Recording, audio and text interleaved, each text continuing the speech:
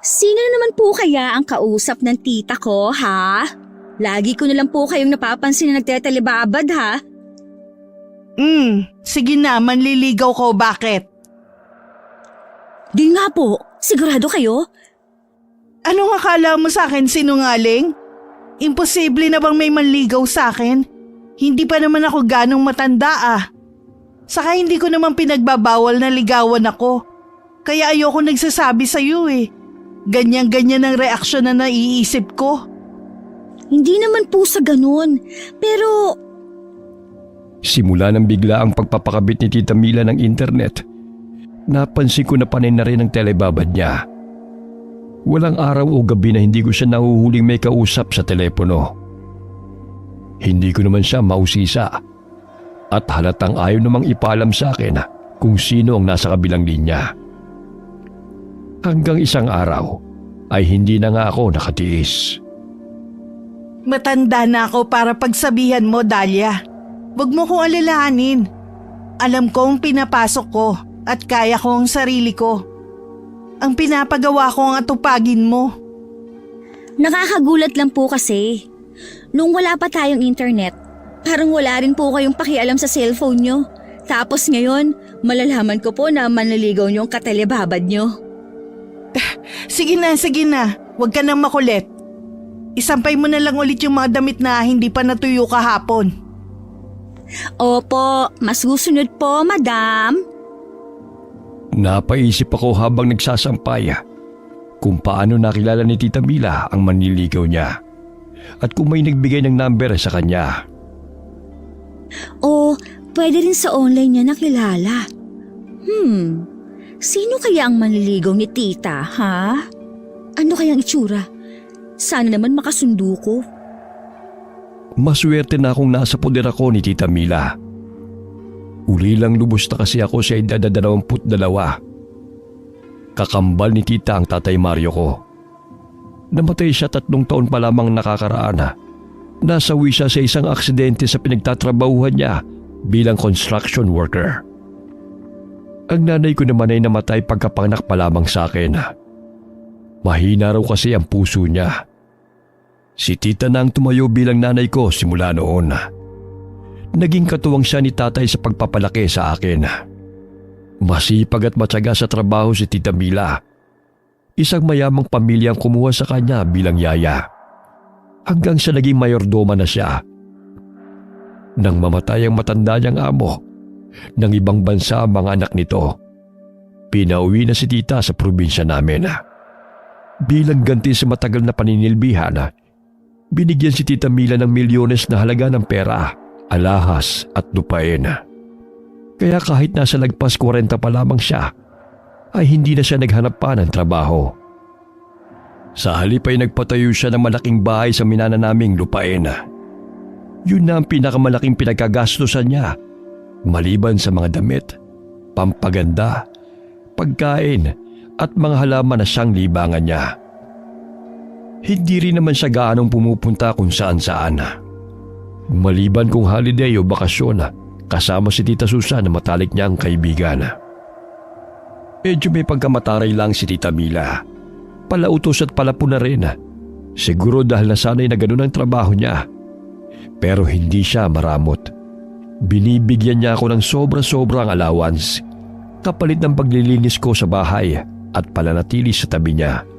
Kaya hindi na ako naghanap ng trabaho kahit nakapagtapos naman ako ng vocational course. Wala ako masyadong alam sa buhay pag-ibig ni Tita Mila. Hindi rin kasi siya palakwento tungkol sa mga ganong bagay. Kaya nakakagulat talaga na bigla na lang siyang may manliligaw.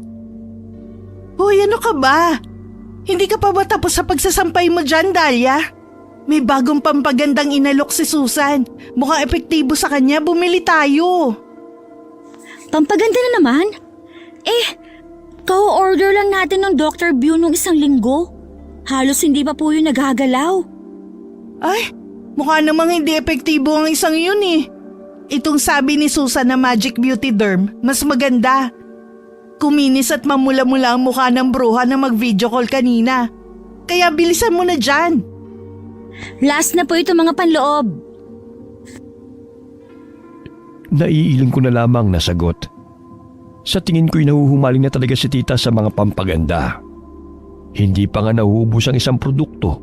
Umuorder na naman ng panibago. Sa ikinikilos niya, nahalata ako na gusto talaga niya maging maganda sa harap ng manliligaw niya. Hindi naman sa pinupulaan ko ang sarili kong tiyahin, pero hindi ganun kaganda si Tita Mila. Hindi katulad ni Tatay Mario na may pagkamistiso. Halatang halata sa tangos pa lamang ng ilong. Dahil daw yun sa lahing Espanyol ng lolo namin. Samantalang kabaliktaran si tita, na sa lahi naman daw ng lola namin na Pilipina, nakuha ang itsura. Buti na lang nagmana ako kay tatay. Pero si tita, kumakaasta grabe. Daig pa ako. Hay! Pumasok na ako sa loob ng bahay. Mabagal akong naglakad patungo sa silid ni tita. Malayo pa'y kita ko ng bahagyang nakabukas ang pinto. Kaya dinig na dinig kong dumadagong dong na halakak niya. Para siyang kinikiliti. Nakinig pa muna ako sa labas imbes na pumasok. Huwag mo ko masyadong pinakikilig, Vince. Oo na. Gwapong-gwapo ka na dyan sa forma mo. Bagay na bagay sa'yo. Ang kulit. Pwede ka na nga pumunta ulit dito. Oo. Sinasagot na kita. Hala! Vince ang pangalan ng manliligaw ni tita? At sinagot na niya? Sa narinig ko, nakalimutan ko tuloy na nakabukas pala ang pintuan. Hindi sinasadyang naitulak ko ito. Nagulat naman si Tita Mila pagkakita sa akin. Mabilis niyang ibinaba sa ibabaw ng kama ang cellphone at dumiretso ng bangon. Ano ba, Dahlia? Bakit pumapasok ka nang hindi man lang kumakatok? Sorry tita, nakabukas kasi ang pinto. Nakabukas ka dyan. Ang sabihin mo, nakikinig ka sa usapan. Oh, ano ngayon na narinig mo, ha? Si tita, wala po. Wala akong narinig. Walang narinig. Kunwari ka pa. Halika, tignan mo to.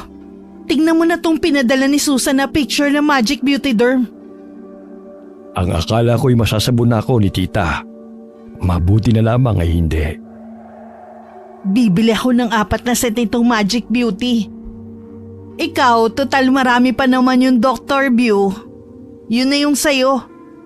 Ay, sana naman maging katulad na rin ang mukha ni Susan ang mukha ko. Tsak na. Parang wala sa sarili si Tita Mila nang mahaplos pa sa mukha.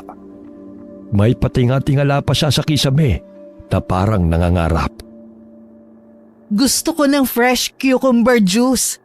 Parang tuyo na ang balat ko eh. Maglalagay din nga ako nun sa mukha.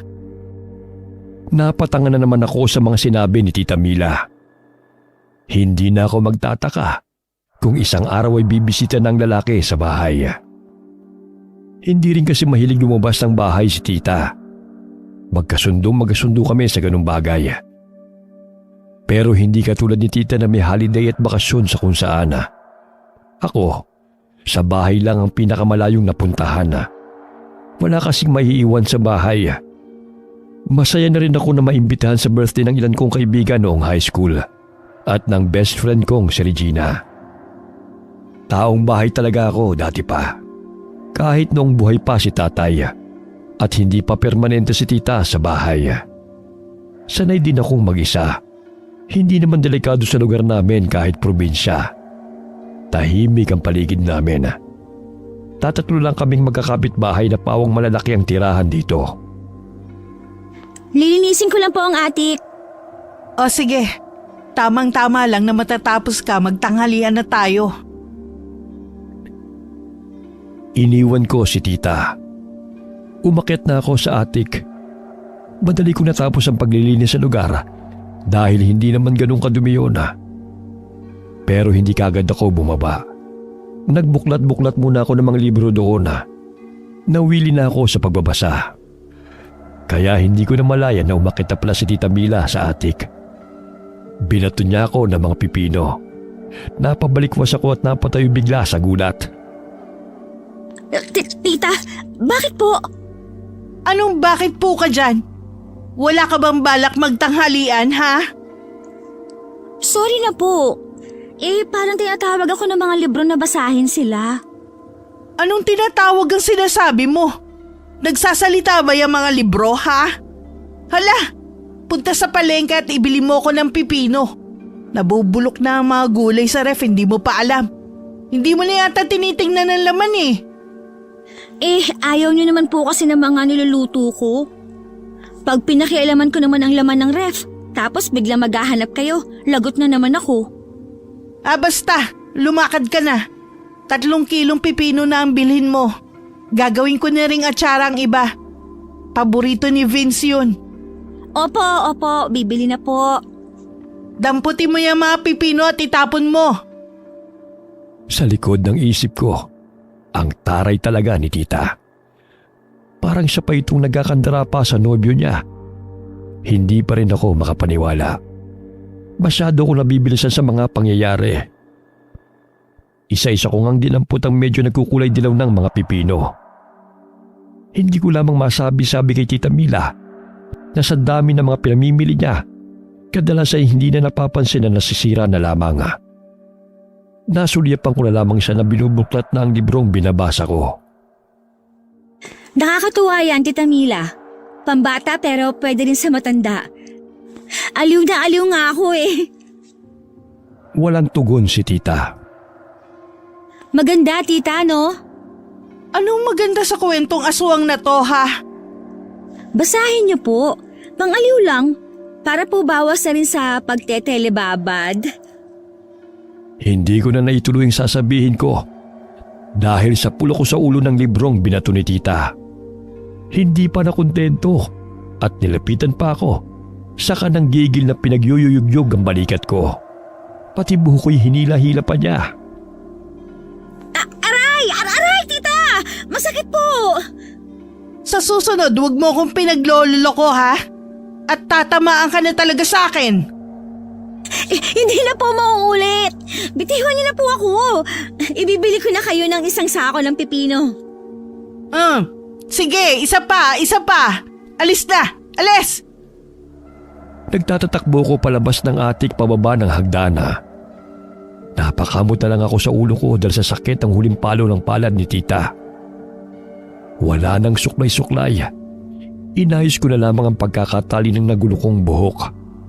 Kumuha ko ng pera sa lagayan at lumabas na ng bahay. Mga 200 metro pang nilakad ko hanggang sa labasan kung saan may dumadaang tricycle. Sa suki naming si Lola Pinyang ako dumiretso para bumili ng pipino. Matalik na kaibigan din daw siya ng lola ko, ang nanay nila tatay at Tita Mila. Gustong gusto namin si Lola Pinyang kasi kahit nasa 70 na ang kanyang edad at uugod-ugod na, hindi pa rin matigil sa kakatrabaho. Kaysa naman daw malugbok na lamang siya sa higaan. Buong araw siyang nakaupo sa umba-umba habang katapat ang kaha na lagayan ng pera. May sarili siyang pwesto ng tindahan ng mga gulay, prutas at iba pang sariwang pampalasa. Katunayan ay isa sa mga bagsakan ng mga produktong sariwa sa palengke. May kausap si Lola pagdating ko. Isang lalaking nakatalikod mula sa kinatatayuan ko, kaya hindi ko kita ang mukha. Matangkad ang nakasombrerong lalaki at medyo mabango. Kaya hindi ko napigilang singhutin ang amoy niya. Para lang siyang bagong paligo. Itim na t-shirt ang suot. Paglingon niya ay napasinghap ako. Laglag ang pangako nang marinig ang may kalakihang boses ng lalaki. At nang dumako ang mga mata ko sa mukha niya, natulala na yata ako. Nakasuot siya ng itim din na salamena. Pinasadahan ng namimilog kong mga mata ang kabuuan niya. Buong paghanga ko siyang pinagmasdana. Para siyang si Adonis sa paningin ko. Nagliliwanag rin sa kaputian ang balat niya dahil sa purong itim na suot. Baka maglaway ka na niyan, miss. Hoy, Dahlia! Isara mo na yung bibig mo at pumarito ka na. Ano bang bibilhin mo? Noon pa lamang ako natauhan na. Pipit na pahiyang lumapit ako kay Lola Piñanga habang sinusundan ng tingin ng lalaking papalayo. Guwapo ano? Si Enteng yan. Ang bagong supplier ko ng gulay galing bundok. Pero hindi lang siya basta-basta supplier, kundi anak din ng may-ari. Masipag yan. Hanga nga rin ako eh. May inaalok pang ibang negosyo ang pamilya nila. Pera padala, ticketing, pati pagkakabit ng internet daw. Pati yung bagong-bagong sementeryo sa kabilang barangay na Memorial Park ang tawag, sa kanila rin pala.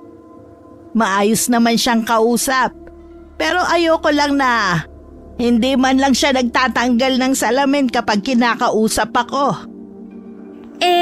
Ganun po talaga ang ibang mga lalaki, Lola Pinyang. Ayaw na nakikitang tumititig. Saka, pandagdag pogi points po yun. Oo, naiintindihan ko naman yun. Kaya lang ewan na nga rin natin. Iba na ang panahon ngayon. O ano bang bibilhin mo? 3 kilong pipino po ang sakin, tsaka chicharon. Tamang-tama, bagong dating din ng chicharon. May kasama ng sausawan. Wow! Sana todo asim ang sausawan nila para hindi na ako gagawa ng panibago sa bahay. Etong supot, kumuha ka na. Ikuha mo na nga rin ako ng 2 at ibibigay ko kay Boning. Sino si Boning la? Siya yung bagong kapitbahay ko na albularyo. Marami siyang kayang gawin. Pwede siyang lapitan anumang oras. Akala ko po wala nang ganyan dito. Meron pa po pala. Ang mga masasamang nilalang ay nakikita na kung saan-saan din, Dahlia. Mas magaling na rin sila ngayon sa pagpapanggap nila. Nakikisabay na rin sa modernong panahon. Lalo na sa atin dito, na hindi pa naman lahat ay makabago na. Madali silang makakahalubilo ng hindi natin nalalaman. Kaya alerto rin ang mga albularyo. Ganun po ba? Tatango-tango ako habang pumipili ng pipino. Baka kasi mapulaan na naman ako ni tita. Maging ang chicharon ay nagdagdag pa ako ng 2 para hindi na siya magreklamo na hindi ko siya binilhan tapos masarap pala. Ganyan kami ng tiyahin ko. Hindi lang basta tiyahin at pamangkin ang turingan. Mag-ina, magkapatid, magkaibigan din. Minsan nga magkaaway pa kapag hindi kami nagkakasundo, katulad na lamang kanina. Pag-uwi ko, excited akong bumaba ng tricycle. May laman pang chicharon ng bibig ko dahil hindi ko na napigilang papakin habang nasa biyahe. Dadampot pa sana ako ng 1 piraso habang naglalakad papasok sa amin nang mapansin ko ang parang delivery truck sa harapan ng bahay na ipinagtaka ko. May bisita si tita? Sino kaya? Binilisan ko ang paglalakad. Pakiramdam ko na ang nobyo ni tita ang dumating. Naalala ko ang pag-uusap nila kanina. Gusto kong kilatisin kung sino man ang nobyo ng tita ko. Package deal kami ni tita. Kung talagang seryoso siya at balaki niyang asawahin ang tiyahin ko, dapat isama na rin niya ako. Nakabukas ang maliit na pinto ng gate, kaya diretso na akong pumasok. Akala ko nasa garden lang si tita at ang bisita niya. Pero walang tao sa garden. Wala rin sa balkonahe. Nakabukas naman ang malaking pintuan ng bahay, kaya nagtuloy-tuloy ako sa loob. Pero wala ring tao. Nasaan kaya siya? Tita Mila? Tita? Umabot na ako sa kusina. Lalabas pa sana ako at sisilip sa likod bahay. Pero bumukas na ang pinto roon. Iniluwa ang matangkad na lalaki. Nanlaki ang aking mga mata at napangangako. Hindi ko inaasahan na makikita ko si Enteng sa bahay namin. Oh, nandito na pala ang pamangkin mo, Mil. Ay, ikaw pala. Dahlia, di ba? Ikaw? O Dahlia, kilala mo si Vince? Ang pinabibili ko, nasa na? Andito, Tita Mila. Sinamahan ko na rin ang chicharon. Alam kong paborito mo kasi to. Gumawa ka na ng cucumber juice at maghanda ng tanghalian.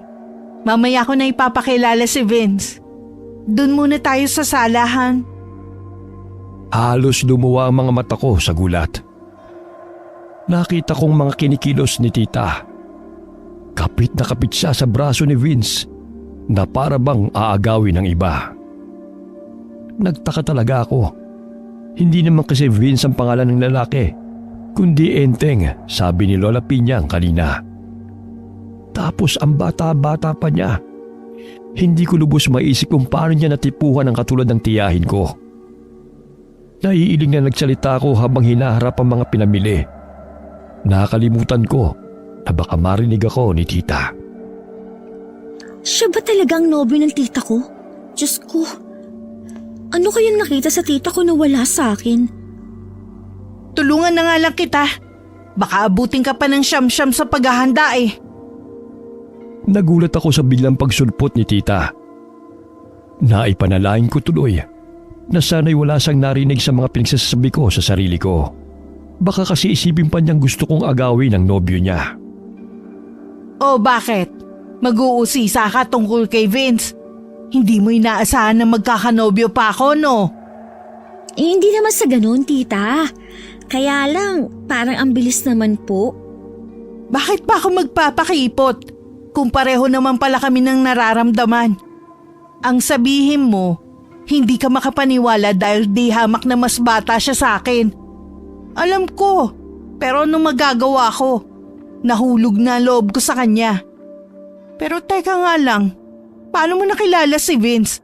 Tsaka kailan? Kanina lang po sa palengke. Supplier siya ng gulay ni Lola Pinyang. Pero hindi po Vince ang pangalan niya kundi Enteng. Vicente kasi ang totoong pangalan niya. Enteng ang palayaw niya sa kanila. Pero Vince ang gusto niyang itawag sa kanya. Ayaw kasi niyang ikahiya ko siya na parang taga-bundok daw ang pangalan. Ay, ang sweet diba? Nag-aalala siya para sa akin. At mabait pa. Nung nagkabit siya ng internet natin, nilibre niya ako ng installation fee. Ibig sabihin, nung nagpakabit kayo ng internet, noon niyo pa lang po siya nakilala? Oo. Unang tinginan pa lang namin eh. Nahulog na talaga ang loob ko sa kanya. Na love at first sight ako. At sinagot niyo na siya pagkatapos? Tumigil ka na nga dyan. Wala akong pakialam kung ang bilis ng pangyayari. Lalong wala rin akong pakialam kung malayo ang agwat ng edad namin, no? Basta mahal niya ako at mahal ko rin siya. O sige, bilisan mo na ang paghahanda. Baka gutom na ang honey ko. Iniwan ako ni tita sa kusina. Bit-bit niya ang kanin at ulam. Tinapos ko naman ang paggawa ng cucumber juice. Plato, kubyertos at pitsel ang dala ko papunta sa hapagkainan. Sa hapag, nakaupo si Tita Mila sa tabi ni Vince. Lumipat pa talaga ng pwesto ang tiyahin ko para makatabi lamang ang nobyo niya. Asikasong-asikaso ni tita ang lalaki. Kung makakilos sila, parang silang dalawa lamang ang naroon. Ang sarap nitong chop suey mo, Mil. Paborito ko to eh. Talaga? Baka naman binobola mo lang ako. Nako, hindi. Sa busy ko, wala na akong oras makipagbulahan pa. Iyaan mo. Sa susunod, dadala na kita ng mga gulay. Hindi niyo na kailangan mamili pa. Sinabi mo yan, ha? Damihan mo pa ang pagkain, honey ko. Malayo pa ang biyahe mo. Itong adobo, espesyal yan, may pinya. Salamat, pero ako na. Nakakaya naman kay Dahlia. Lalo na sa'yo, mahal. Pero, bago ko pala makalimutan, baka pwedeng dito muna ako tumuloy. Marami kasi akong aasikasuhin para sa nalalapit na pagbubukas ng memorial park namin sa kabilang barangay. Sa Biyernes na kasi. Pupunta kayo ni Dahlia, ha?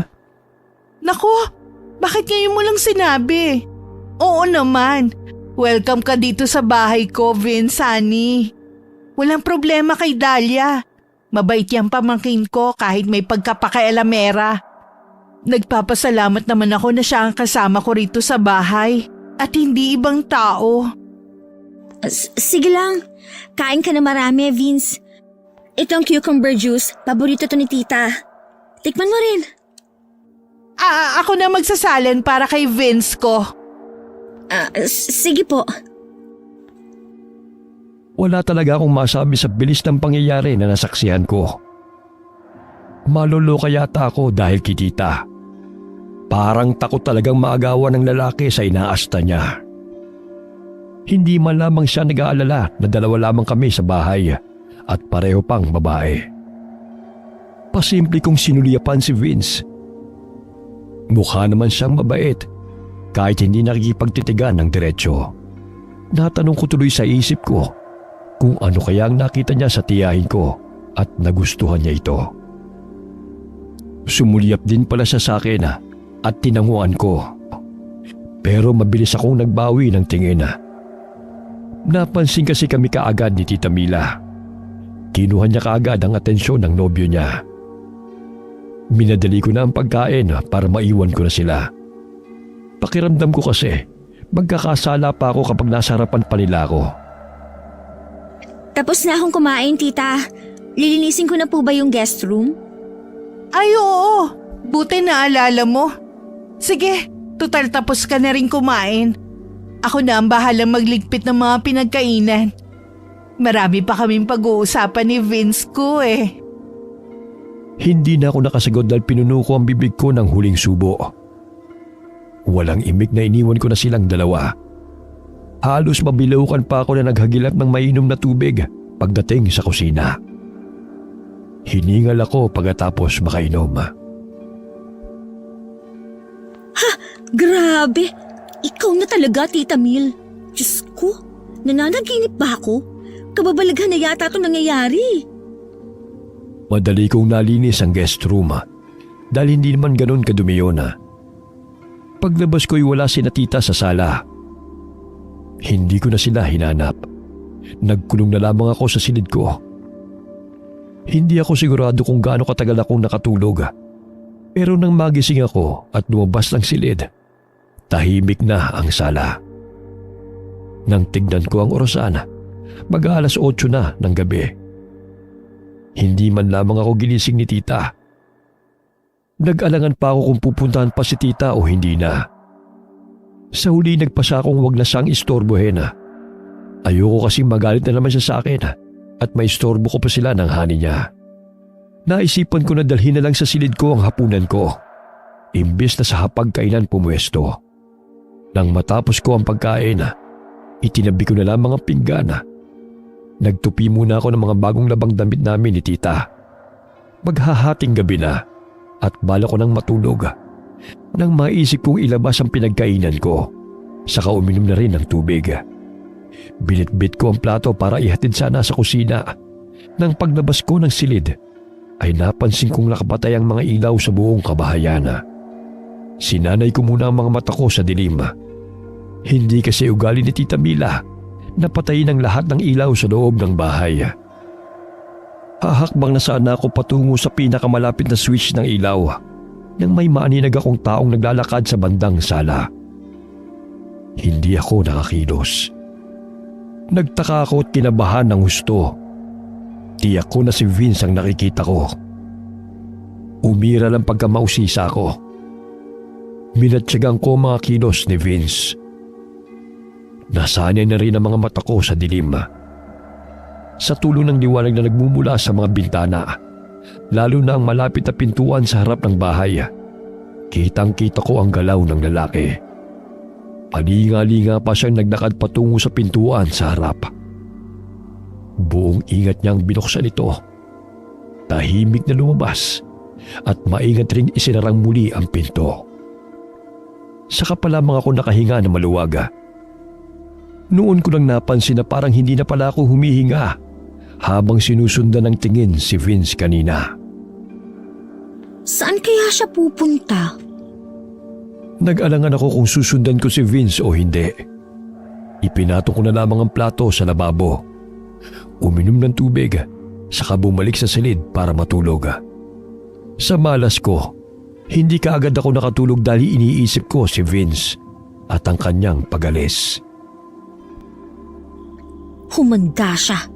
Kapag nahuli ko pa ulit siyang umaalis kahit gabing-gabi na, isusumbong ko niya talaga siya kay tita. Nang mga sumunod na araw, mas naging alerto na ako. Maaga kong tinapos ang mga gawain sa buong maghapon na at sa tuwing napapansin kong magkasama sina Tita Mila at Vince, umiiwas ako at lumalayo kuno. Pero ang totoo niya na ay pasimple ako nagmamasid at nakikiramdam sa kanila. Pagsapit naman ng gabi, pagkatapos ng hapunan at pagliligpit sa kusina, ay sa kwarto na muna ako. Kunwari hindi interesado manood ng telebisyon. Wala namang puna si tita sa akin dahil puro na lang Vince ang lumalabas sa bibig niya.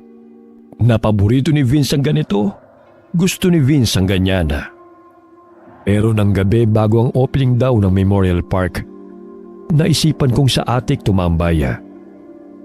Gawain ko na rin ito noong bagong tayo pa lamang ang bahay at naiiwan akong mag-isa. Binilhan pa talaga ako ni tatay ng telescope para kitang-kita ko sa labas. Nang sa ganun daw, kung may masamang nangyayari sa labas, makikita ko na mula sa attic. Hindi ko nga akalain na mapapakinabangan ko ang itinurong yon ni tatay. Libangan ko lang naman ito dati. Pag siya umalis, kitang-kita ko rito. Pwede ko pa siyang sundan ng tingin kahit malayo na. Tamang-tama. Maliwanag naman sa labas. Kita ko hanggang sa kalsada. Lagot ka sa akin pag may ginawa kang hindi maganda, enteng Vince.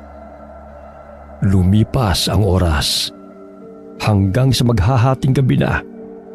Inaantok na ako. Naisip ko na ngang sa attic na lamang matulog. Nakasandal ako sa dingding habang nakapikit. Maya-maya'y sumilip lamang ako sa salaming bintana sa tabi ko. Pero napabalikwas ako ng bangon dahil tila may pumapagaspas sa labas. Inaninag ko ang bahagi ng garden. Nanlaki ang mga mata ko nang inakala kong malaking ibon ang lumilipad sa sulok ng pader.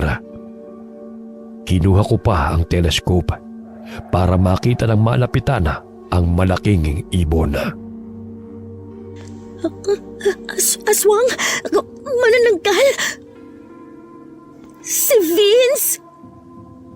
Tila nag-uusap ang dalawa. Tumingala pa sila sa kinaroroonan ko. Nagulat ako't hindi kagad gumalaw. Pakiramdam ko'y nakatitig sila sa akin. Pero ang mas ikinagulat ko ay ang paglabas ng mga pakpak sa likod ng lalaki at bigla na lamang siyang lumipad. Naiwan ang kalahati ng katawan sa lupa. Pakiramdam ko'y binuhusan ako ng malamig na tubig. Sobrang bilis ng tibok ng puso ko. Nanindig din ang lahat ng balahibo ko sa katawan dahil sa takot. Wala sa sariling nagsalita ako. Diyos ko! Manananggal si Vince! Anong gagawin ko? Si tita! Kailangan malaman ni tita ang nakita ko! Wala akong inaksayang panahon na. Lumabas ako sa attic at nagmamadaling bumaba. Pinailawan ko na ang sala at tinungo ang hallway papunta sa silid ni Tita Mila. Pero laking gulat ko nang bago ko pa marating ang pinto ng silid ay bumukas na ito at lumabas si Tita Mila. Oh, Dahlia, bakit gising ka pa? May kailangan ka ba? Tita, may sasabihin po sana ako. Sa ganitong oras? Gaano ba yan kaimportante? Hindi na ba makakapaghintay ng umaga? Ano kasi, tita... Oh, Mil, mahal. Dahlia, bakit gising pa kayo? Kulang na lang ay mapalundag ako sa gulat nang marinig ko ang boses ni Vince mula sa likod. Kabadong nilingon ko siya at sinipat. Nakapantulog siya. sa halip na damit na itim ng suot. Kinusot ko pa ang aking mga mata na parang bagong gising. Sobra akong nagtaka. Nilapitan naman siya ni Tita Mila. Vince, honey, gising ka pa rin pala. Nauhaw kasi ako kaya bumangon ako para uminom ng tubig. Sakto naman si Dahlia gising din. Pwede ba, Dahlia? Sa umaga na lang tayong mag-usap? Pero tita, Bukas na nga kasi sabi ng tita mo, Dahlia. Ikaw naman. Maga pa bukas ang lakad natin kaya dapat matulog ka na rin.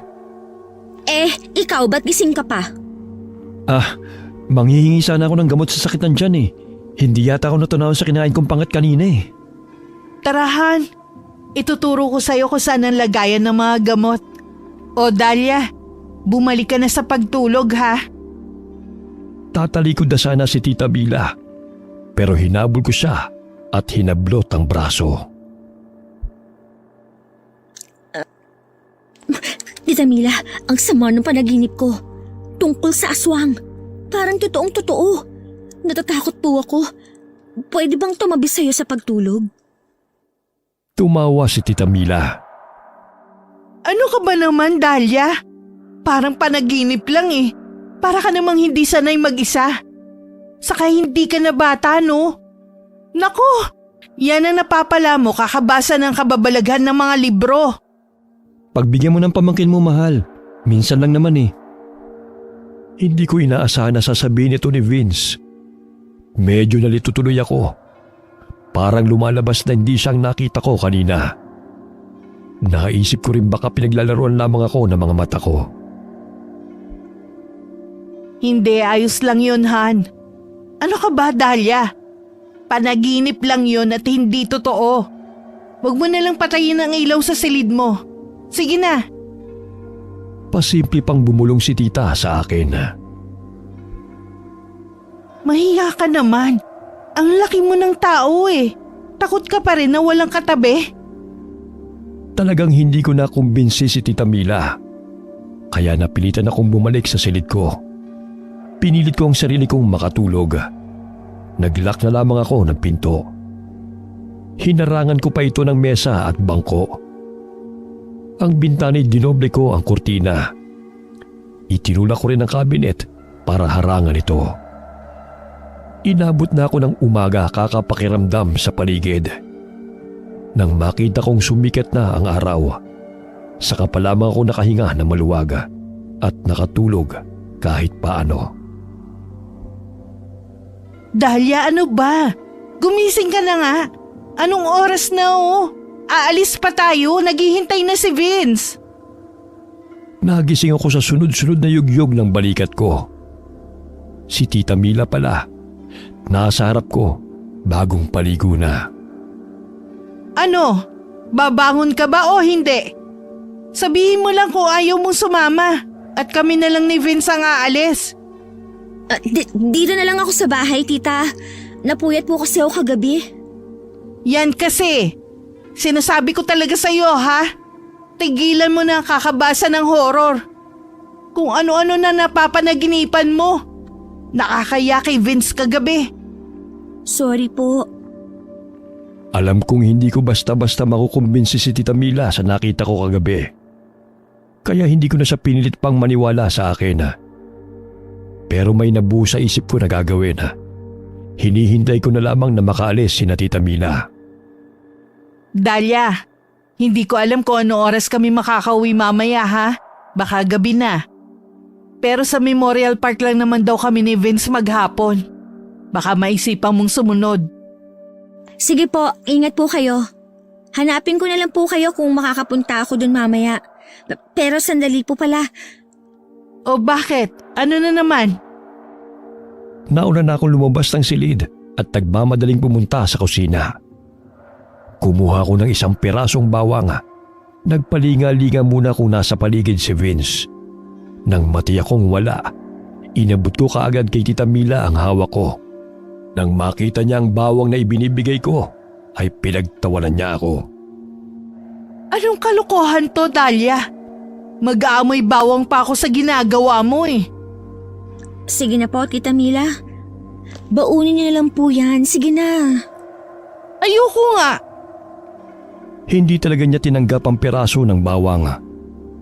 Hindi kasi naniniwala sa pamahiin o proteksyon si Tita Mila.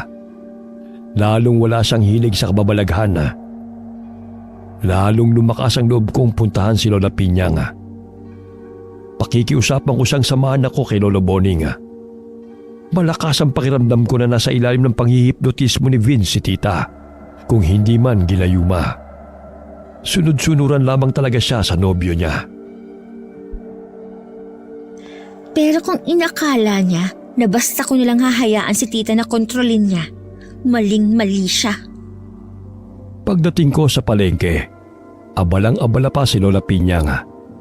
Nakapila ang mga mamimili na nagbabayad sa kanya. Dahil matanda na nga, kahit ano pang bilis niya, nanginginig na ang mga kamay at mabagal pa rin ang mga kilos niya. Kaya pasimple lang akong tumulong. Nang dumalang na ang mga tao, tumabi na ako sa kanya habang inaabot ang bayad ng huling customer na naghihintay. Nako Dahlia, mabuti naman na tumutulong ka. Hindi ko na nga yata kaya ang ganitong kaabala. Kinausap ko na nga si Regina na tulungan ako rito. Ayaw, mas gusto sa mall kesa sa palengke. Pera naman ang hinahanap. Minsan nga'y pagsabihan mo rin yung kaibigan mo, ha? Napakatigas ng ulo.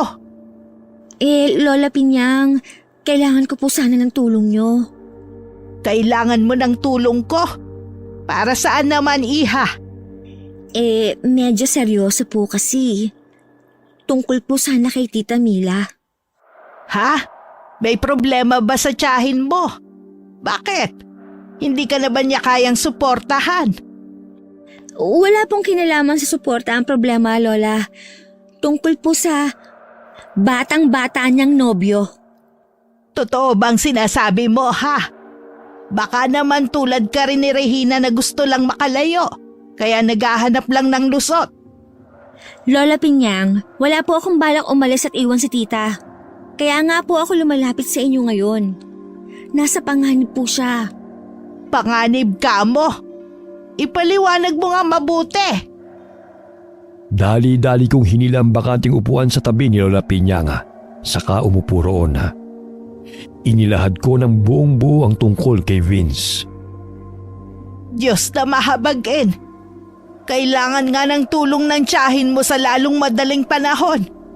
Kung hindi ako nagkakamali ito na ang inaabangan na pangyayari na sinasabi ni Boning sa akin.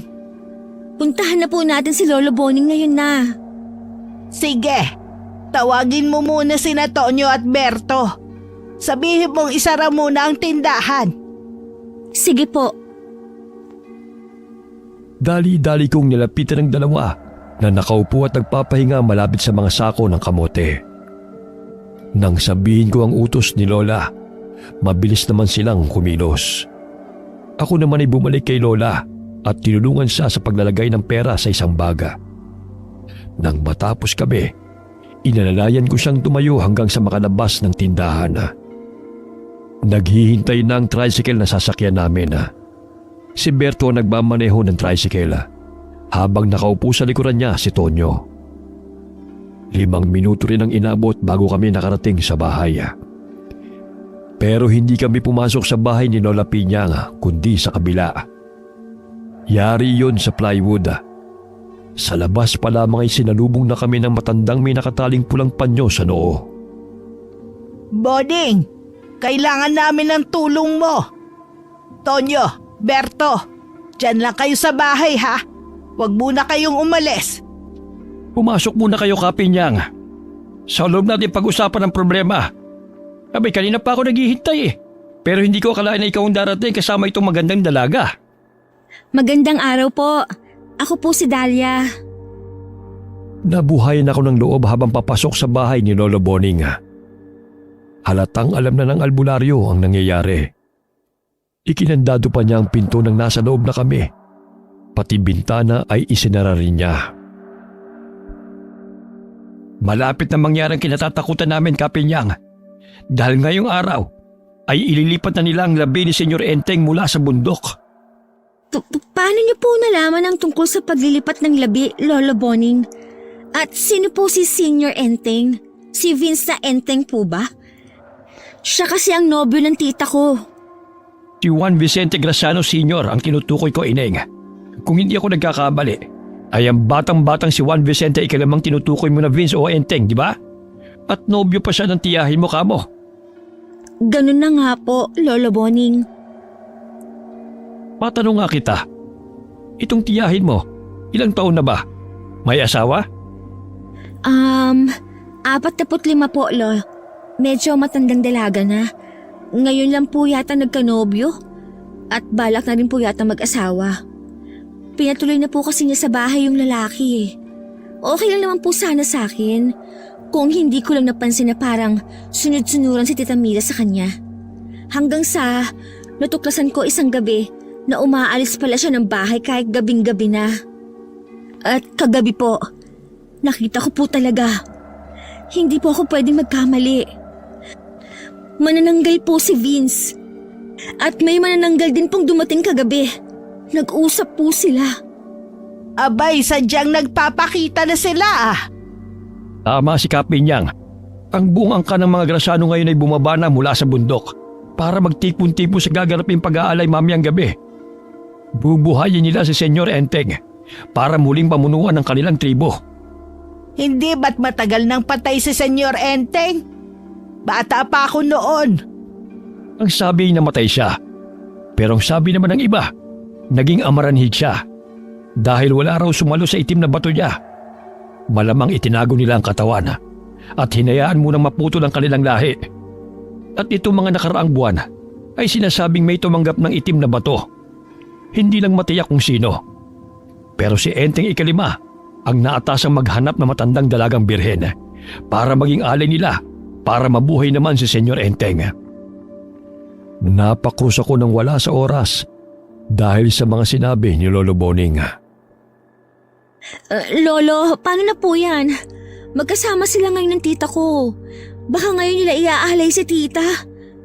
Hindi ngayon, kundi mamayang gabi sa kabilugan ng buwan. Po? Sabihin mo na kung ano ang mga dapat gawin at kailangan mo, Boning. Tutulong ako. Abay, hindi na iba sa akin itong sina Mila at Dalia. Tulungan mo sila. Paano po yun, Lolo Boning? Tsak na kasama na buong pamilya ni Vince si tita. Naiiyak na nga ako. Natatakot ako na baka hindi na iuwi ni Vince ang tiyahin ko. Nagsisituloy ako na hindi pa ako sumama na lamang sa kanila. Pero wala naman akong kakayahang ipagtanggol si tita kung sakaling may masamang mangyayari sa kanya. Si Tita Mila na lang po ang natitira kong kamag-anak na pinakamalapit sa akin, Lola Pinyang. Pag nawala po siya, baka... Hinaplos naman ni Lola Pinyang ang likod ko para tumahan na ako. Pagpakatatag ka, Ineng, hindi pa ganun kalakas na aswang ang tumanggap ng bato. Maging si Enteng Ikalima o ang mga kasamahan niya. Sadya pa silang mahina dahil hindi pa nila napapabangon ang kanilang hari. At yun ang pipigilan natin. Kailangan lamang natin ng mga taong tutulong sa atin. Kung nagtitipon silang mga kampo ng kasamaan, ganun din tayong mabubuti. Magkakaisa tayo para labanan natin sila at matigil na ng tuluyan ang paghahasik nila ng lagim. Tawagin mo si Tonyo at Berto sa bahay, Dalia.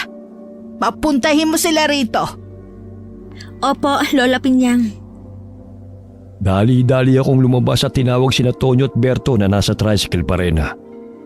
Magkasunod kaming pumasok ulit sa bahay ni Lolo Boning. Makinig kayong dalawa na mabuti. Puntahan niyo si Apong Goryo sa kubo niya sa Sapa. Ganon din si Kaambo sa Burol. Si Lola Juana sa hasyenda niya. Pati rin si Kaminyong sa tabing dagat. Ang sabihin niyo, pinapasundo sila ni Bonifacio. Sunod-sunod na tumango sina Tonyo at Berto nang walang pagtatanong. Halatang kilala nila ang mga tinutukoy ni Lolo Boning. Pero bago yan ay ihatid niyo muna pa uwi itong si Dalia. Sasamahan ka ni Kapinyang sa bahay niyo, Ineng. Tutulungan ka niya sa mga dapat mong gawin para hindi na kayo pasukin o lapitan pa ulit ng mga aswang. Paano po si Tita Mila ko? Huwag ka mag-alala. Kapag nagtipon-tipon na mamaya ang mga kilalang albularyo at albularya ni Boning, magsasagawa sila ng ritual at maghahanda ng mga sandata para sa pagsugod natin sa Memorial Park ng mga Graciano. Susugod po tayo? Oo, susugurin natin sila bago pa nila maisagawa ang ritual ng pag-aalay. Huwag kang matakot, Ineng. Gagawin namin ang lahat para mailigtas ang tiyahin mo. Samahan mo kami sa pagdarasal na kahit mahirapan man tayo, basta matatalo natin sila at mababawi natin siya. Opo. Ipagdarasal ko po na gabayan kayo ng Diyos na pinakamakapangyarihan sa lahat. Bigyan po sana kayo ng lakas para makapanlaban ng mabuti. Na sana po ay magtagumpay kayo sa pagligtas sa Tita Mila ko. Matalo niyo po sana ng tuluyan ang angkan na puno ng kasamaan. Narito ang kwintas na may palawit na proteksyon laban sa mga aswang. Isuot mo yan, Ineng. Salamat po, Lolo Boning. Lumipad kami sa bahay ni Lola Pinyang pagkatapos. Kumuha siya ng kamangyana, iba't ibang uri ng damo, krus at cactus na halaman na para sa amin ni Tita Mila. Hindi nagtagala. Bumiyahin na kami pauwi ng bahay. Bago umalis si Berto at Tonyo, ay nagbilin si Lola Pinyang na balikan nila kami bago mag-alas 6. Huling punta ko rito nung binindisyonan pa itong bahay. Hindi ko akalain na sa pagbalik ko ay magtataboy ako ng aswang. Nababasa ko lang po dati ang kwentong aswang. Tapos, ngayon po ay nakakita na ako at problema ko pa. Pero matapang ka, Dahlia. Maswerte si Mila na ikaw ang kasakasama niya sa buhay. Tayo na. Ituro mo sa akin kung nasan ang asin at bawang ninyo. Kailangan makapaglagay na tayo sa palibot bago pa dumilim. Bago mag-alas 8, kung kailan kabilugan ng buwan ay susugod na tayo sa sementeryo. Nandito ang mga hinahanap niyo sa kusina, Lola. Marami kaming asin at bawang dito. Si Tita nga po pala. Bibigyan ko rin po sana ng kapirasong bawang kanina pero hindi niya tinanggap. Hayaan mo na. Hindi natin mapipilit ang isang tao sa mga bagay na ayaw niya at hindi niya pinaniniwalaan. Ang magagawa natin ay ang tulungan na lamang siya. Sa pagtulong natin may mabuting aral din siya matututunan.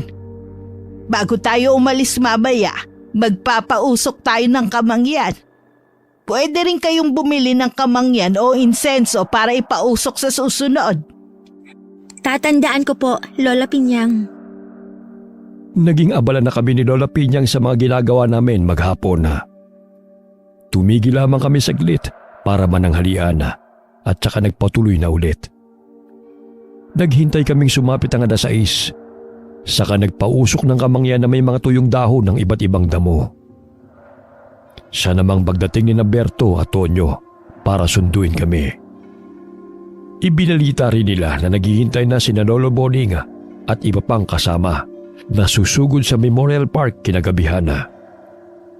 Nakasunod kaming 3 kay Lola Pinyang habang lumilibot at nagpapausok sa loob ng bahay hanggang sa mga silid pati sa atik.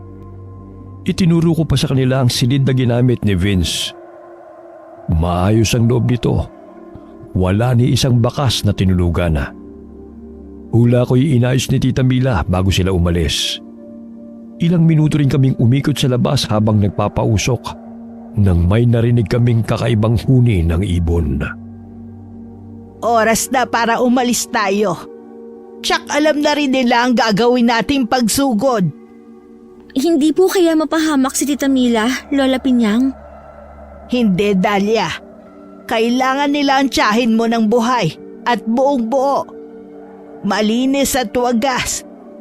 Kaya nga siya ang napili nila dahil alam nilang buong buo pa ang kanyang puri. Ililigtas ka namin, Tita Mila. Pangako po. Mag-aalas 7 na nang umalis kami ng bahay. Hindi ako makapaniwala sa nakita ko nang makarating ulit kami sa bahay ni Lolo Boning. Sa labas pa lamang ay ilang tricycle na ang naroon at may mga tanod na nakatambay. Binati pa nila kami ni Lola Pinyang. Buhay na buhay pa rin ang pagkakaisa at bayanihan dito sa atin, ano? Kita mo at napakaraming tutulong sa atin. Oo nga po, La. Tatanawin namin ni Tita Mila na napakalaking utang na loob nito. Pumasok na kami sa loob ng bahay. At lalo pa akong namangha. Mga matatandang albularyo at albularya ang naroroon. Handang-handa sa labanan dahil may mga bitbit na sibat, buntot ng pagi, karit at itak. Ilang minuto pa at sasalakayin na natin ang pagdarausan ng ritual ng mga Graciano. Ikaw, Dahlia, wala kang ibang gagawin kundi ang siguraduhing ligtas ang tiyahin mo. Kayo ni Berto, Tonyo at Kapinyang. Kami na ang bahalang humarap sa mga kalaban. Umuwi kayo kaagad pagkasama nyo na ang tiyahin mo. Isang grupo ng tanod ang susunod sa inyo para tiyak ang ligtas kayo makakarating sa bahay nyo. Opo, Lolo Boning. Tatandaan ko po ang mga bilin ninyo. O siya, tayo nang magdasal at nang makaalis na. Biglang tila umingay sa loob ng bahay ng mga sandaling ito. Iba't ibang dasal ang naririnig ko. Meron pang ibang salita na tila orasyon. May kaunting pag-aalala kong naramdaman sa isiping karamihan sa mga kasama ko na magliligtas kay Tita Mila ay mga matatanda. Pero kaagad ko namang binawi. Sa isip ko, kung sila nga sa ganong edad ay napakatapang pa, dapat ako rin. O siya, umalis na tayo. Kasihan nawa tayo ng Diyos. Isa-isang tinulungan namin ni Berto, Tonyo at ng mga tanod ang mga matatandang mabagal ang kilos. Lalo na sina Lola Juana at Apong Goryo. Para na naman ulit akong kinabahan kung kakayanin pa nilang lumaban. May buntot pagi si Lola Juana. Sibat naman ang ginagawang tungkod ang kay Apong Goryo. Ang matanda pero matikas na katulad ni Kaambu ay may hawak na karit. Si Kaminyong ay may itak sa bewang. Si Lolo Boning na pinakabata sa lahat ay may bitbit na libro at may kwintas na may kakaibang palawit. 5 tricycle lahat ang umusad ilang saglit pa. Panay naman ang panalangin ko. Diyos ko, ikaw na po ang bahala sa amin. Higit kanino man, ikaw po ang may hawak ng mga buhay namin. Huwag niyo po sanang hayaang manaig ang kasamaan sa gabing ito. Makauwi po sana kaming buo at ligtas. Pagdating sa gate ng bagong-bagong sementeryo, bumaba ang 4 na tanod at bubuksan sana ito. Pero nakakandado ang pintong bakal. Lumapit ang isang nagmamaneho ng tricycle. May dala itong lagari para sa bakal. Kumikislap ang bakal sa lakas ng paglalagari nito. Nabuksan ang gate ilang sandali pa. Sindihan ang mga sulok at pumasok na tayo! Ilang saglit pa'y lumiwanag lalo sa paligid. Sumabay pa sa liwanag ang paghawi ng ulap na tumatakip sa bilog na buwan. Kaya lalong nagliwanag ang paligid. Muling umandar ang mga tricycle at dumiretso sa loob. Sisimulan na nila ang seremonya ng pag-aalay kay Mila. Kaya walang pumigil sa ating pagpasok. Sa pinakadulong bahagi ng daan ay matatagpuan ang pabilog na bahay na walang dingding. Iniilawan ito ng mga sulo sa paligid. Nakapalibot dito ang mahigit kumulang 20 katao na pawang nakasuot ng mahabang itim na damit at nakatalokbong ang ulo. Sa pag-ihip ng hangin, biglang nangamoy bulok ang paligid. Noon humarap sa amin ang mga naroroon. Alam nilang darating tayo. Hindi man lang sila nagulat. Tignan mo ang mga itsura. Handang-handa ng manglapa. Sabik na sabik makapambiktima. Nakakatakot po sila, Lola Pinyang. Parang mga gutom na gutom. Pero, bakit hindi po nahati ang katawan nila? Malamang hindi sila nagpahid ng langis. Mahihirapan din silang makabalik sa katawan nila kapag sakaling matagpuan pa natin. Ngayon naalala ko na, Dahlia. Kaya hindi maganda ang pakiramdam ko na hindi nagtatanggal ng salamin si Enteng kapag kausap ko noon. Umiiwas siya na baka mabasa ko sa mga mata niya kung ano talaga siya. Kaya rin po siguro hindi siya nakikipagtitigan ng matagal sa akin. Pero kay Tita Mila, tsak gumamit siya ng hipnotismo. Ang sabi pa ni Tita, unang tingin pa lang daw, nahulog na ang loob niya kay Vince. Bumaba na sina Boning. Humanda ka na, Dahlia. Itigil nyo na ang ginagawa nyo mga kampo ng kasamaan! Yan ay kung gusto nyo pa mabigyan ng pangalawang pagkakataon para mabuhay. Ngayon tumigil tanda! Nasa teritoryo namin kayo! Wala kaming pakialam kung teritoryo nyo ito! Si Tita Mila, Lola Pinyang, buhay pa ba siya? Hindi siya kumikilos sa itim na altar. Maghintay ka. Maililigtas mo rin ang tiyahin mo. Huling pagkakataon mga tanda! Isuko nyo ng mga sandata nyo! Mutya! Anting-anting! Agimat! O kung ano pa! Sumabi kayo sa amin! At magkakasama tayong paghaharian ng mundo! Hangal! Idadamay nyo ba kami sa kasamaan nyo? Pasensyahan tayo! Kung ganon, lapain sila! Sa isang kisap matay na saksihan ko ang labanan ng mga aswang at mga albularyo. Noong bata pa ako'y naiisip ko lamang ang mga ganitong tagpo. Nababasa minsan sa mga libro. Pero hindi ko akalain na masasaksihan ko ito ng personal ngayon ng harap-harapan at totoong totoo. Kung natakot ako sa mukha ng mga aswang kanina, mas nagulat ako sa nasaksihan kong kilos ng mga matatandang kasama namin. Walang mabagal gumalaw sa kanila. Walang uugod-ugod at nangihina. Lahat ay masiglang kumikilos. Tusok ng sibat sa kaliwa, hataw ng buntot ng pagi sa kanan. May tumatakbo pa at sumisipa. Si Vince at ang isang kasama nitong may hawak na libro ang pinuntahan ni Lolo Boning.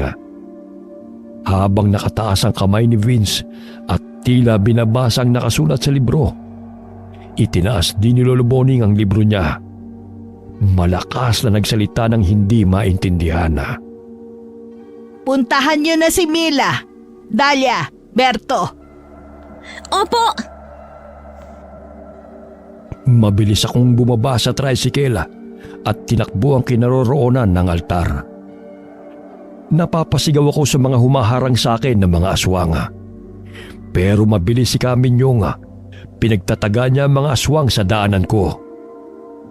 Sinamahan pa niya kami ni Berto hanggang sa tabi ni Tita Mila. Nilabanan pa niya ang kasama ni Vince na humahawak ng libro, habang si Lolo Boning ay nasulyapan kong nakapikit lamang at patuloy sa pagsasalita. Walang sino man ang nakakalapit sa kanya. Dahlia, Diyos ko, salamat dumating kayo. Kahit mahina ang boses ay nakapagsalita pa si Tita. Ililigtas ka namin, Tita. Inumpisahan kong kalagyan ng tali sa kamay ni Tita, habang si Berto naman ay nasa paanan niya. Pero sumulpot sa tabi namin si Kaambo at walang kahirap-hirap na pinuto ng tali gamit ang karit niya. Maraming salamat po. Tara na, Tita Mila. Tutulungan kita makababa. Parang wala pa akong lakas, Dahlia. Berto, tulungan mo ko. Alalayan natin si Tita. Huwag niyong kunin ang mahal ko! Nilingon ko siya. Nakatayo si Vince sa kabilang bahagi ng altar. Ang mukha niya, naaninag ko na sobrang lungkot. Ngunit nakaramdam ako ng galit sa kanya. Mahal mong mukha mo. Manloloko. Manggagamit. Ang kapal mong manananggal ka. Pinagkatiwalaan ka ng tiyahin ko. Binigyan din kita ng pagkakataon na patunayan mo sarili mo. Pero ano, gagawin mo lang alay si Tita Mila para mabuhay ang hari niyo. Napilitan lang ako. Papatay nila ako kapag hindi ko sila sinunod! Umalis na kayo mga inig! Huwag kayong maniwala sa kanya! Huwad siya! Huwad? Hindi siya si Enteng Ikalima! Kaya bilisan niyo na! Opo! Bumalik kayo! Lumayo na kami bago pa makalundag si Vince sa dako namin. Sinalubong kami ni Tonyo at silang dalawa ni Bertong umalalay kay Tita Mila. Nagawa ko namang lumingon at kitang-kita ng mga mata ko na nakatayo sa altar ang akala kong si Vince. Pinunit niya ang damit niya at sumigaw sa nakakatakot na tinig. Nag-ibang anyo na naman siya. Nasaksihan ko naman kung paano siya tinaga ng itak ni Kaminyong. Kasunod nun ay lumapit si Lolo Boning. Binasahan niya ng malakas ang aswang na bumagsak sa ibabaw ng altar. Dahlia, halika na! Pagkarinig ko sa sigaw ni Lola Piñanga, ay natauhan ako at tumakbo patungo sa tricycle. Nasa likurang upuan na ng tricycle nakapwesto si Lola Piñanga. Si Tita Mila na ang nasa harap. Tumabi ako sa kanya. Tita Mila, ligtas na po kayo. Hindi sumagot si Tita. Sa halip ay humagulgol siya. Umusad na ang tricycle. Okay lang po. Iiyak niyo lang po para gumaan ang pakiramdam ninyo. Hinila ko ang ulo niya sa balikat ko. Lumingon pa ako sa pinanggalingan namin sa huling pagkakataon. Unti-unti nalalaga sa mga aswanga. Nasusunog ang mga katawan nila. Sa isang banda, maluwag akong nakahinga. Nagpapasalamat sa mga taong nagkaisa at hindi nagdalawang isip na tulungan kami. Nakarating kami sa bahay nang walang nangyaring masama. Bumalik na rin ang tricycle na sumunod sa amin para sunduin ang iba pa. Bababa na sana ako para buksan ang gate. Nang mula sa Bougainvillea sa di kalayuan ay may naninig akong tao na nakatayo. Humakbang lamang siya ng kaunti pero hindi lumapit sa amin. Tama lamang ang layo niya para maninag ko ang itsura niya mula sa liwanag ng buwan at ilaw sa daan. Si Vince yung nakatayo sa harapan namin. Parang hapong-hapo siya. Ang mga damit niya ay sobrang dumi. Nakita rin pala siya ni Tita Mila. Vince! Wag kayong bumaba! Hoy lalaki! Umalis ka na bago pa ako may magawang masama sa'yo! Salamat ka, binibigyan kita ng pagkakataon ngayon! Gusto ko lang po makausap si Mila. Pangako po, hindi ko siya sasaktan. Hoy! Manananggal naman niloko! O kung sino ka man! Huwag kang magpapakita sa amin kahit kailan! Dahlia, hindi ako nakita mo kagabi, kundi ang tatay ko. Gusto kasi nilang pasukin ang bahay at kunin na si Mila. Akala kasi nila nagbago na ang isip ko. Naramdaman na nila ang pag-aalangan kong gawing alay ang mahal ko. Sa loob kasi na maikling panahon na nagkakilala kami ng tiyahin mo, napatunayan ko kung gaano siya kasarap magmahal at mag-alaga. Natakot ang angkan ko, lalo na ang ama ko. Kaya susugod sana sila kagabi. Pero hindi ko sila hinarap kagabi. Ang katwiran ko, dadalhin ko naman si Mila kinabukasan. Kaya pumunta ako sa tita mo kung kailan nandun ka rin pala. Kung pumayag lang sana ang tita mo na magtabi kayo sa pagtulog kagabi, nakaalis sana ako. At hindi na sana nangyari ang lahat ngayon. Bala ko sanang ialay ang sarili ko sa lolo ko. Ako na lang, sa halip na si Mila. Hoy Enteng! Kung makapagsalita ka, parang buo pa rin ang puri mo ah! Napatawa si Vince, pero tawang may halong lungkot. Opo, Lola Piñang. Buo pa po ang puri ko. Pinakaingatan po kasi ako ng pamilya ko. At ako naman tong si masunuring anak. Hindi talaga lumubag. Takot po talaga kasi ako sa angkan ko.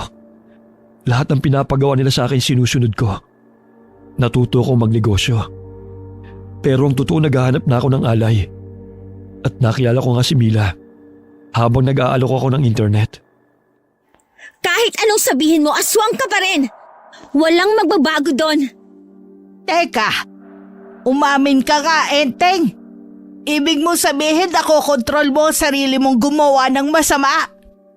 Ginagawa ko po ang lahat ng makakaya ko, Lola Pinyang. Sa awa po ng Diyos, nalalabanan ko naman po. Pero, nandun pa rin po eh. Nasaan ka naman kanina? Inuwi ako ng angkan ko sa bundok. Kinulong nila ako doon pagkatapos ko madala si Mila sa Memorial Park kanina. Pero nakatakas ako. Kung totoo ang sinasabi mo, pumunta ka sa bahay ni Boning. Isuko mo ang sarili mo sa kanya. Sige na, umalis ka na at pumunta doon kung talagang seryoso ka. Opo, Lola Pinyang. Pero may sasabihin lang po sana ako kay Mila. Sabihin mo na, pero wag na wag kang lalapit. Kanina ka pa daldal eh. Sige, Mil, totoong mahal kita. Patawarin mo ako sa ginawa kong panloloko sa'yo. Pangako, magbabago na ako. Ingatan mo ang sarili mo, mahal. Aalis na ako. Vince ko. Sinundan ko ng tingin si Vince. Nakayuko siya at lagdag ang balikat na naglakad palayo. Hanggang nawala ng tuluyan. May narinig kaming tunog ng papalayong motorsiklo. Saka pa lamang ako nakahinga ng maluwaga. Samantalang si Tita Mila ay umiiyak pa rin sa tabi ko. Bubuksan ko lang ang gate, tita. Hindi siya sumagot, pero umayos naman siya ng upo. Bumaba na ako ng tricycle. Kinapa ang susi sa sekretong lagayan at binuksan ang maliit na pinto. Pagkatapos ay tinungo ko ang lock sa gitna ng gate. Binuksan ito ng tuluyan para makapasok ang sasakyan. Inalalayan pa rin ni Tonyo at Berto si Tita Mila sa pagpasok sa bahay. Ako naman ay si Lola Pinyang. Nagpahuli kami ng pasok sa loob dahil may gusto rin kasi akong itanong sa kanya na ayaw kong marinig ni Tita Mila. Lola Pinyang, anong mangyayari kay Vince kung totoo ngang pupunta siya kay Lola Boning? May ritual para mawala ang pagiging aswang ng isang tao. Talaga po? Paano po yun? Bibihira ang mga aswang na nakokontrol ang sarili. At nalalaman pa ang tama at mali sa ginagawa nila. Pero tao lang din sila katulad natin. At ang grupo ni Boning ay naniniwala na ang mga masasama kapag tunay na gustong magbago ay dapat bigyan din ng pagkakataon. Dahil doon, nakagawa sila ng ritual para mawala ang tila sumpa ng pagiging aswang ng sino man. Kayola, hindi po kayo albularya? Hindi, pero marunong ako ng mga simpleng panggagamot na napatunayan ko naman sa sarili ko na epektibo. Katulad ng paggamit ng mga halamang gamot para mapagaling ang mga nararamdaman kong sakit. Lalo pa ngayong matanda na ako. Parang gusto ko rin pong matutunan ng mga ganyang bagay. Si Tita Mila po kaya? Ang hilig po niya sa mga halaman. Nasa kanya kung gusto niyang matuto. Ang mahalaga naman kasi sa isang bagay na gagawin mo ay kung gusto mo talaga at kung naririyan ang puso mo. Bakit naman hindi? Sana gustuhin ni Tita. Tingin ko po kasi maaaliw siya sa ganon, Lola Pinyang. Noon pa lamang kami pumasok ng tuluyan sa bahay. Pinuntahan namin sa sala si Tita Mila na doon pinaupo ni Tonyo at Berto. Nakapikit siya pero hindi na umiiyak. Lola Pinyang, total, gabing-gabi naman na po. Dito na lang kayo matulog nila Tonyo at Berto. Sa totoo lang kasi, hindi pa rin ako kampante na dalawa na lang kami ni Tita ang maiwan dito mamaya. Sumabat na nga rin sa usapan namin ni Lola Pinyang si Tita Mila. Mahina at medyo garalgal pa rin ang boses niya. Oo nga po, Lola Pinyang. Bukas na po kayo umuwi. Ipagluluto po kayo ni Dahlia ng hapunan. Aba sige, parang nakapagbakasyon na rin kami sa hotel nito. Sige po, ihahatid ko lang po si tita sa kwarto niya. Lola Pinyang, bakit Mila? May masama pa ba sa pakiramdam mo? Sabihin mo. Wala naman na po. Parang wala lang po talaga akong lakas. Para rin pong nanginginig pa ang mga kalamnan ko. Kaya baka po pwedeng samahan niyo na lang po ako sa kwarto habang nagluluto si Dahlia. Hindi ko pa rin po yata kayang mag-isa eh. Natatakot pa rin po ako. Parang bumabalik sa isip ko ang mga nangyari. Kailangan ko lang din po ng kausap. Sige Mila, sasamahan kita. Oo nga pala Dahlia. Parang may nakita akong tanim na sambong sa labas. O baka meron kayong damong Maria. Mainam yung ipahid para makalma ang kalamnan ng tita Mila mo. Opo, may tanim si tita ng mga ganyan. Papakuha na lang po kay Tonyo. Inihatid namin si Tita Mila sa silid niya. Iniwan ko sila doon ni Lola Pinyang at inasikaso na ang pagluluto. Habang nasa kusina at mag-isa, hindi ko mapigilang mapatulala.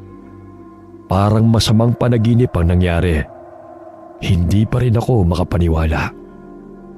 Mabuti na lamang dumating sina Berto at Tonyo na may bitbit ng dahon ng sambong at damong Maria. Nakipagbiruan at nakipagkulitan pa sila sa akin. Kaya naaliw ako kahit paano. Nalaman ko rin na magkakaedad lang pala kami, pero hindi lang nagkakilala ng mga bata pa. Nang gabi ring yun, ay magkatabi kami ni Tita Mila sa pagtulog. Habang si Lola Pinyang ay piniling sa kutsyon na inilatag sa sahig mahiga. Baka raw kasi mahulog siya sa kama. Sina Berto at Tonyo ay sa sala. Ayaw nila sa guest room dahil gusto pa rin lang magbantay sa paligid. Inaumagahan. Pagkakasunod kaming nagising tatlo ni Tita Mila at Lola Pinyang. Kumusta na ang mga pakiramdam ninyo? Lalo ka na Mila. Mabuti na po Lola Pinyang. Nakatulong ng malaki yung pinahid niyong maligamgam na sambong at damong Maria sa katawan ko kagabi. Kayo po Lola Pinyang, kumusta po ang tulog nyo? Hindi naman po kayo nahirapan para bumangon at umihi. Ang baba po kasi ng kutsyon na hinigaan nyo. Abay, masarap ang tulog ko. Para akong nasa hotel. Naalala ko tuloy ang mga gala ko nung kabataan ako. Manood lang ng sine, langit na sakit. Isang araw manood tayo ng sine Ay nako, wag na. Hindi ko nakakayanin ang bumiyahe ng malayo. Dito na lang po sa bahay kung ganun. Pwede ba yun? Hindi ba't malaki ang dapat na pinanonooran ng sine? Meron po si Tita Mila, Lola Pinyang. Tara po, ipapakita namin sa inyo. Inilalayan namin ni Tita Mila si Lola Pinyang na tumayo. Hanggang sa makarating kami sa entertainment room. Gising na rin sina Tonyo at Berto. Kaya sumunod na rin sila sa amin. Masaya kami ni Tita Mila na nakipagkwentuhan sa kanila hanggang sa magpaalam kami para magluto muna ng almusal. Paglabas namin sa entertainment room ay niyakap ako ni Tita Mila. Utang ko sa iyo ang buhay ko, Dahlia. Kung hindi dahil sa ginawa mo, baka pinaglalamayan na ako ngayon. Tapos pinag-isipan pa kita ng masama. Akala ko talaga gusto mong agawin si Vince sa akin noon. Maraming salamat talaga ha. Ginawa ko po yun dahil ayoko pong wala kayo, Tita Mila. Hindi ko po alam kung paano na ako kung wala na po kayo. At hindi ko po kayang agawin ang nobyo nyo, Tita. Maliban sa lahi. Kainis ka talaga. Biro lang po. Ang totoo, type ko rin po si Vince nung unang kita ko pa lang. Kaya lang, nung malaman kong nobyo mo na siya, wala na. Pero aaminin ko po, na nagduda talaga ako na totoong magkakagustuhan kayo. Tsaka ako at gwapo siya. Mas bata siya kaysa sa akin. Hindi ako magagalit kung yun ang iniisip mo, Dahlia. Nagpapasalamat nga ako dahil sa pagdududa mong yun. Nailigtas ako sa kapahamakan. Pasensya ka na talaga ha. Muntikan ka pang mapahamak ng dahil sa akin. Kayo nila Lola Pinyang. Utang ko sa inyo ang pangalawang buhay ko. Naging maramdamin ang pag-uusap namin ni Tita Mila. Kung hindi lamang may naghihintay na mga bisita para kumain malamang hindi pa rin kami tumitigil sa pag-iiyakan Nasa kusina na kami at nagluluto nang tumunog ang doorbell. Pagsilip ko sa bintana, nagtitili akong tinawag si Tita Mila. Hoy Dahlia! Sino ba to? Diyos ko! Ang daming matatanda! Sila ba yung mga kagabi? Opo, tita. Sila nga po. Tara po, salubungin natin sila. Sandali! Ako nang sasalubong sa kanila. Tawagin mo na lang sina Berto at Tonyo. Bumili na lang kayo ng lutong pagkain para hindi na maghintay ang mga bisita natin habang nagluluto tayo. Sige po. Kami na po ang bahala sa pagkain. Kayo na po sa mga bisita natin. Walang pagsidla ng tuwa ko. Sa unang pagkakataon napakarami ng mga bisita namin ni Tita. Masayang-masaya akong pumunta ng bayan kasama sina Tonyo at Berto. Habang si Tita Mila ay inasikaso ang mga bisita namin na dinala niya sa entertainment room para manood ng lumang pelikula na kapanahunan pa ni Lola Pinyang. Pansit malabon, tinapay, mga prutas, inumin at ilang personal na gamit ang binili ko para sa mga bisita. Hindi pa kami magkasya sa pang-12 mesa sa bahay sa dami namin. May mga dumating pang mga tanod na tumulong din sa amin nung gabing yun. Tawanan, kwentuhan, binalikan namin ang mga nangyari. At parang hindi pa rin ako makapaniwala na nailigtas namin si Tita Mila. At natalo pa ang angkan ng mga aswang. Usap-usapan maging sa kabilang bayan ang nangyari kagabi.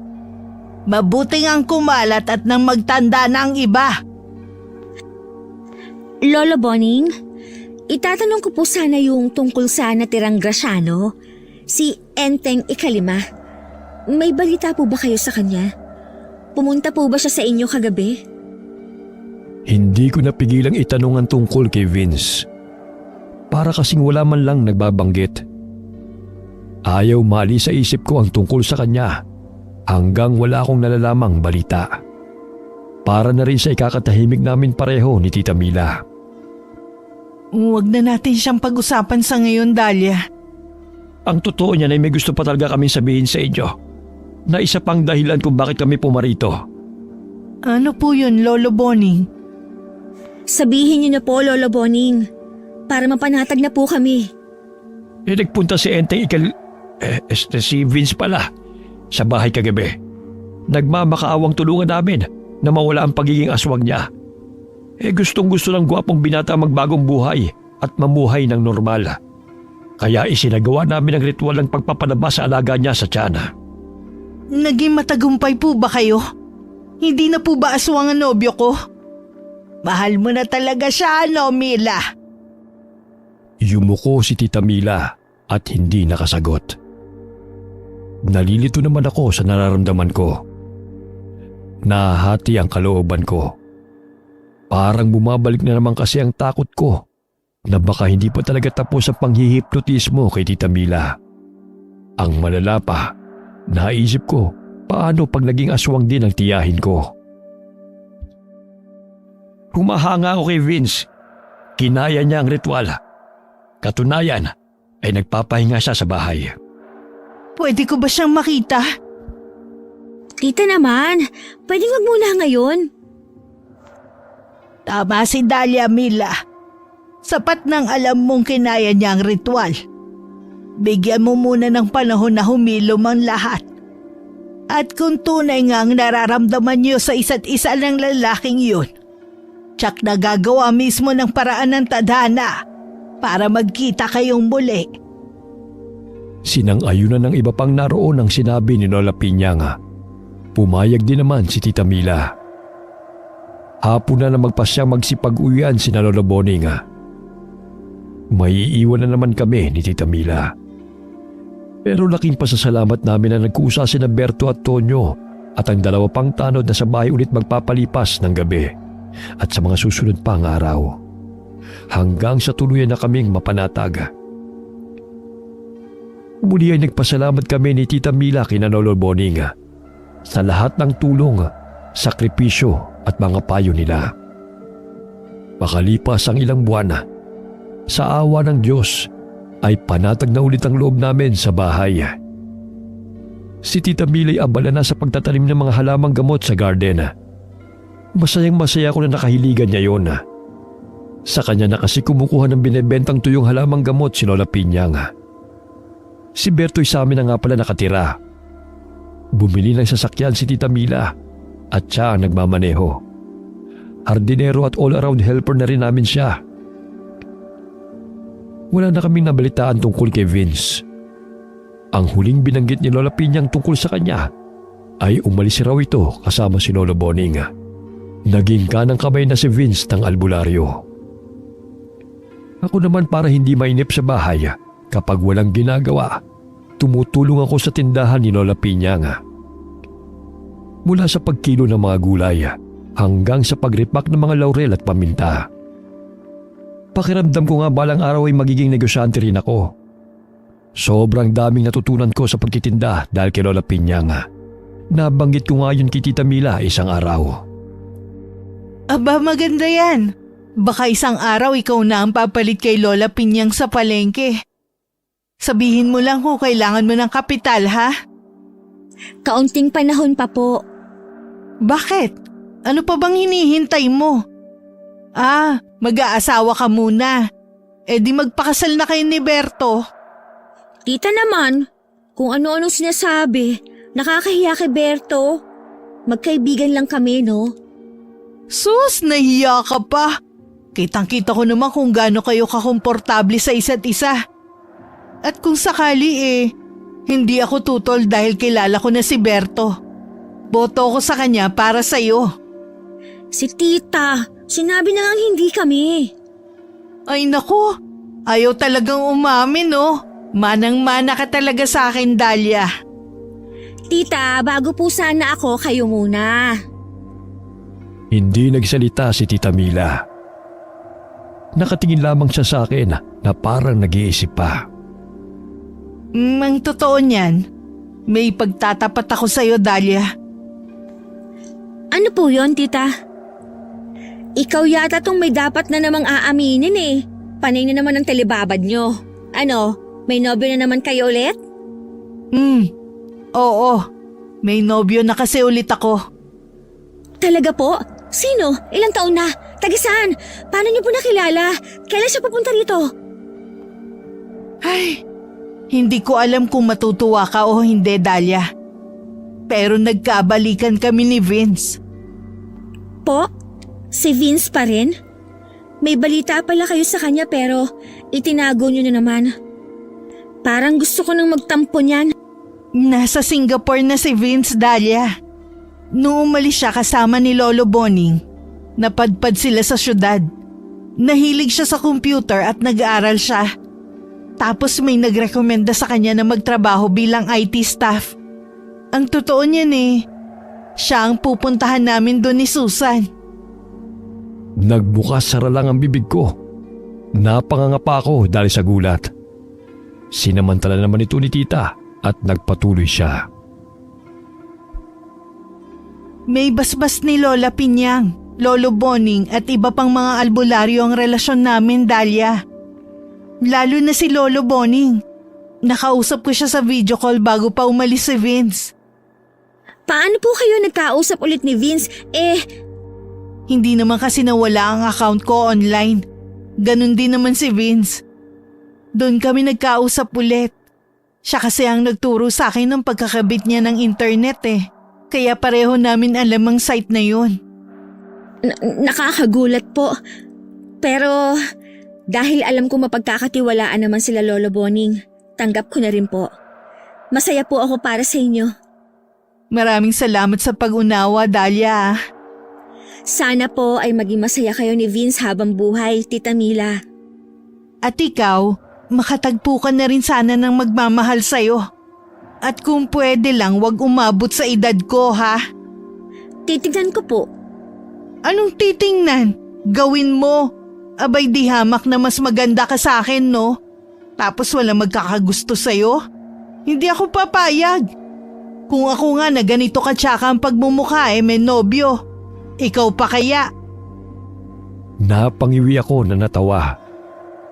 Kung makalait si tita sa sarili parang wala nang pakialam. Isa sa mga pagbabagong napansin ko sa tiyahin ko ay ang pagtanggap niya sa kanyang pisikal na itsura. Hindi na siya ganoon kahilig sa pampaganda. Mas gumagamit na siya ngayon ng mga natural na nilalagay sa mukha. Gumagawa pa siya ng sariling pampahid mula sa mga halamang gamot sa garden niya. Masaya ako para sa tita Mila ko. Natagpuan niya ng lalaking para sa kanya. Hindi naging hadlang ang kanilang nakaraan para magpatuloy sila sa pagmamahalan. Ako naman ay masaya na rin. Kahit hindi pa ako sigurado kung makakatagpo ako ng lalaking magmamahal din sa akin ng totoo. Ang mahalaga sa akin ngayon ay masaya at kontento ako sa kung anong meron ako. At yun ang mga taong hindi ko man tunay na kadugo. Pero ang pag-aalala na pinaparamdam sa akin ay higit pa sa isang malapit na pamilya. Halos isang buwan si Tita Mila sa Singapore. At habang wala siya, iniimbitahan ko sina Lola Pinyang, Kaambo at Kaminyong sa bahay. Sila na lamang ang malalakas na kayang pumaro at pumarito, basta may sundo lamang. Minsan ay dinadalaw din namin si Lola Wana at Apong Goryo. Nasa malayong syudad naman daw si Lolo Boning. Na magkita kami ng kaibigan kong si Regina isang araw. Tinawanan pa niya ako sa naging kapalaran ko raw. Imbis na mamuhi raw ako sa modernong paraan, parang umurong daw ako. Malayong malayo sa kanya.